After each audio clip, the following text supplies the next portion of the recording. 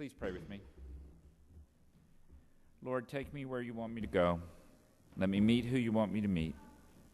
Tell me what you want me to say, and please keep me out of your way. Amen. Please be seated. You know, this is a very rich gospel, and I can think of a half dozen different directions I could go in with a sermon from this gospel.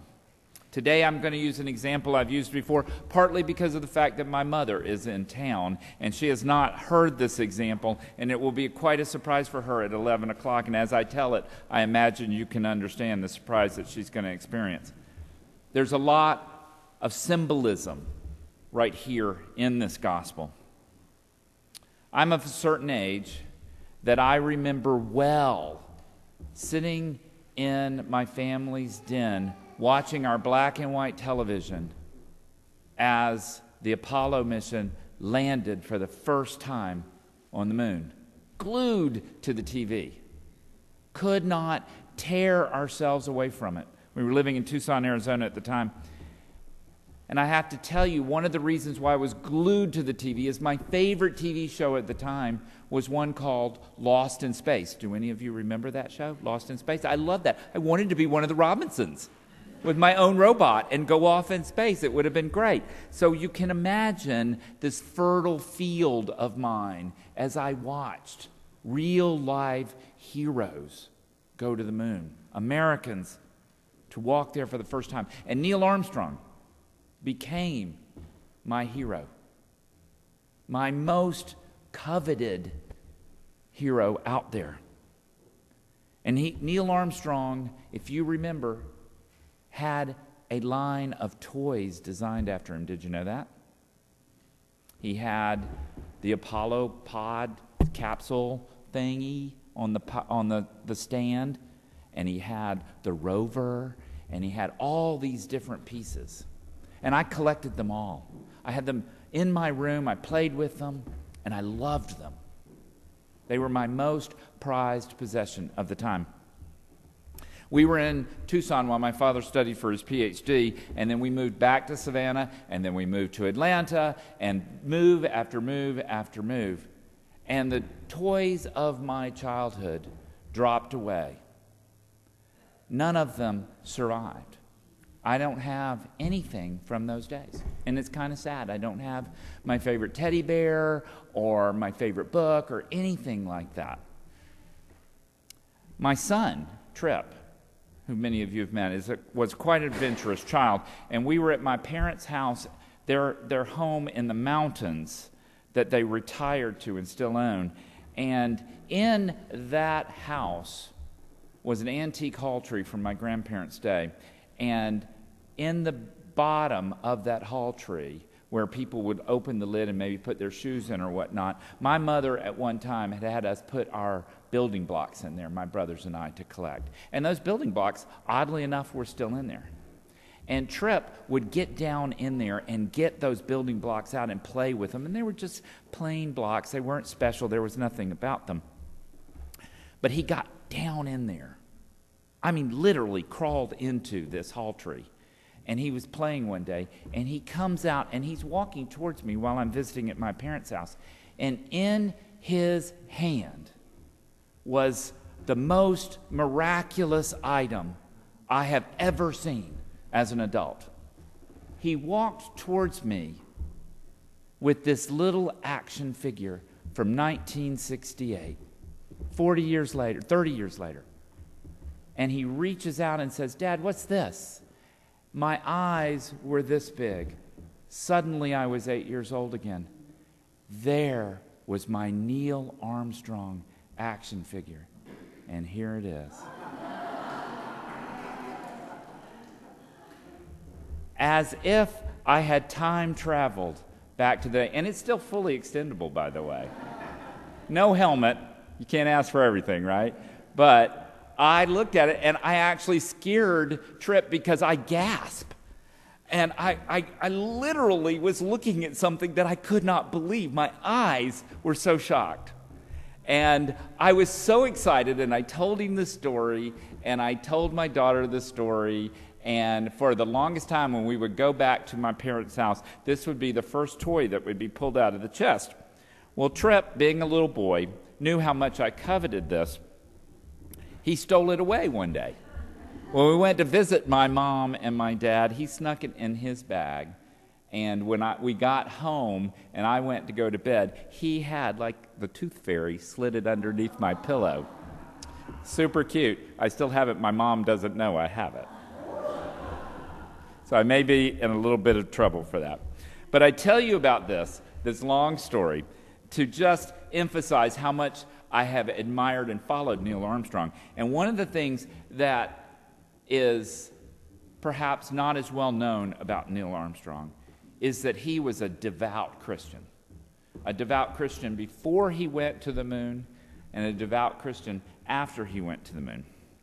And he knew, after his famous statement, one small step for man, one giant leap for mankind, that there was a lot of symbolism to his steps, his footprints.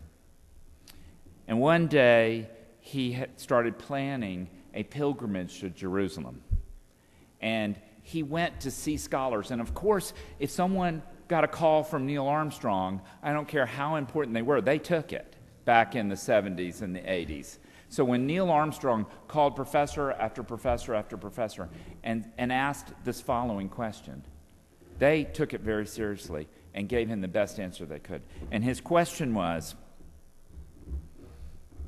can you tell me with 100% assurance where in Jerusalem Jesus walked, where his footprints would be found? Because you see, he knows that his footprints changed the world, but it was really Christ's footprints that changed the world. And he wanted to put a literal spin on it. He wanted to go to this place, walk where Christ had walked, and bring attention to that because of his current fame and admiration for him. So professor after professor after professor said similar things. Oh, Jerusalem has changed. We don't know road names. The temple has been torn down. But they came to one conclusion.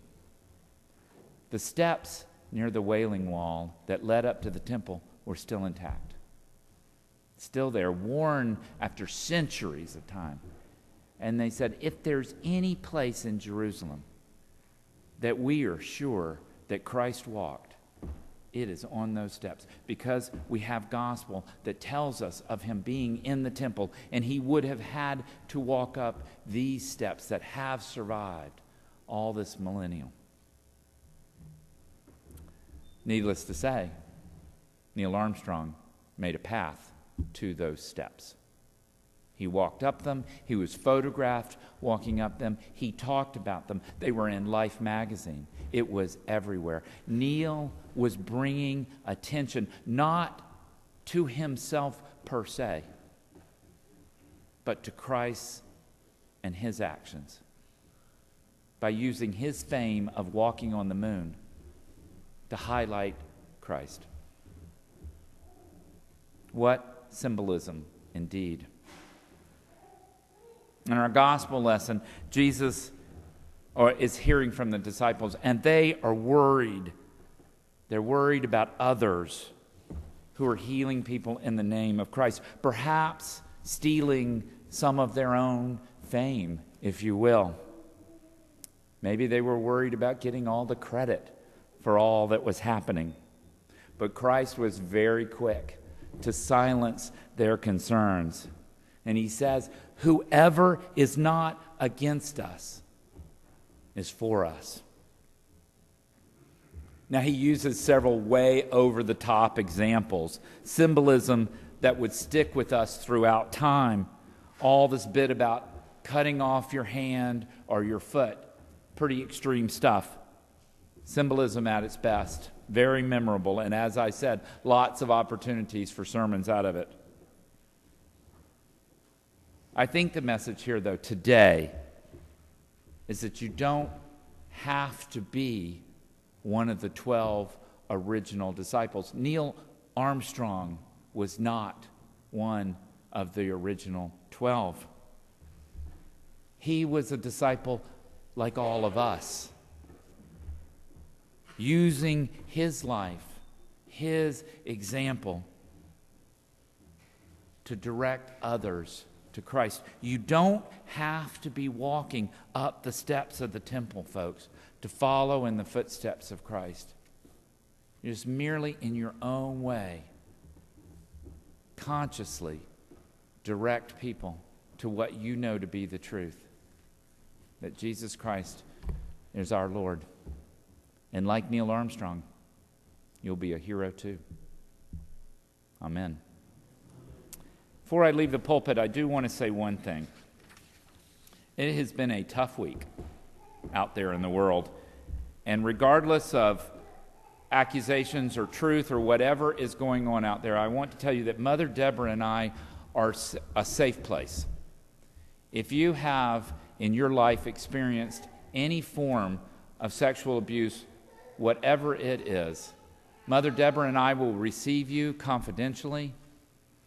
We will pray with you, we will meet with you, and we will direct you to whatever help you might feel out there. But I want you to know that sometimes we just go through life and we just assume that people know that about us as priests. But I want you to know that I take this very seriously. And if you or a friend or a family member is suffering out there, please don't hesitate to call upon us.